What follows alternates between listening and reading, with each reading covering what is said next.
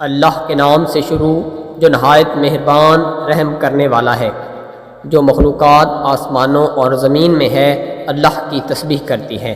جو بادشاہ پاکزاد غالب حکمت والا ہے، وہی ہے جس نے ان پڑھوں میں ایک رسول انہی میں سے مبعوث فرمایا جو ان پر اس کی آیتیں پڑھتا اور انہیں پاک کرتا ہے اور انہیں کتاب اور حکمت سکھاتا ہے، اور بے شک وہ اس سے پہلے سری گمراہی میں تھے۔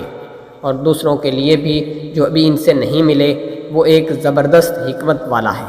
یہ اللہ کا فضل ہے جسے چاہے دے، اور اللہ بڑا فضل کرنے والا ہے۔ ان لوگوں کی مثال جنہیں تورات اٹھوائی گئی پھر انہوں نے اسے نہ اٹھایا، اس گدھے کی سی مثال ہے جو کتابیں اٹھاتا ہے۔ ان لوگوں کی بہت بری مثال ہے جنہوں نے اللہ کی آیتوں کو جھٹلایا، اور اللہ ظالم لوگوں کو ہدایت نہیں کرتا۔ کہہ دو اے لوگو جو یہودی ہو، اگر تم خیال کرتے ہو کہ تم ہی اللہ کے دوست ہو سوائے دوسرے لوگوں کے، تو موت کی آرزو کرو اگر تم سچے ہو، اور وہ لوگ اس کی کبھی تمنا نہ کریں گے بسبب ان عملوں کے جو انہوں نے آگے بھیجے، اور اللہ ظالموں کو خوب جانتا ہے۔ کہہ دو بے شک وہ موت ہے جس سے تم بھاگتے ہو، سو وہ تو ضرور تم کو ملنے والی ہے، پھر تم اس کی طرف لوٹائے جاؤ گے جو ہر چھپی اور کھلی بات کا جاننے والا ہے، پھر وہ تمہیں بتائے گا جو کچھ تم کیا کرتے تھے۔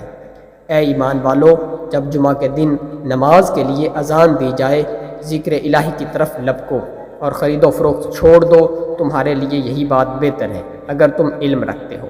پس جب نماز ادا ہو چکے تو زمین میں چلو پھرو اور اللہ کا فضل تلاش کرو، اور اللہ کو بہت یاد کرو تاکہ تم فلاح پا جاؤ۔